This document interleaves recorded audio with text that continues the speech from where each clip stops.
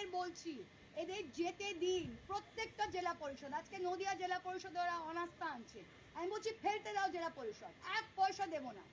10 জন এসে তারা জেলা পরিষদ, এদের আমরা জিতিয়েছি, কর্মীরা জিতিয়েছে।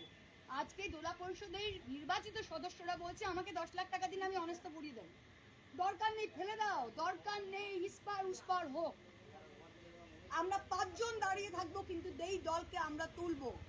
বাংলার 2,60,00,000 ভোটার ভোট দিয়েছে বিজেপি বিরোধী ভোট।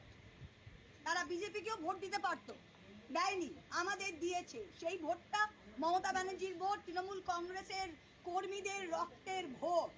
এই ভোটটা কোনো মেম্বার যদি ভাগতে চায় ভাগো। নতিটাকা 1 পঞ্চায়েতে আপনারা পঞ্চায়েত ফেলবেন, ফেলেন। এই দুটো চোর মেম্বারকে নিয়ে ভোট চাইতেও যেতে পারছি না, ফেলেন। জেলা পরিষদ ফেলবেন, ফেলেন, যে যাবার যান। কর্মী থাকবে, কর্মী তৈরি করেছে, আর মমতা ব্যানার্জি থাকবে।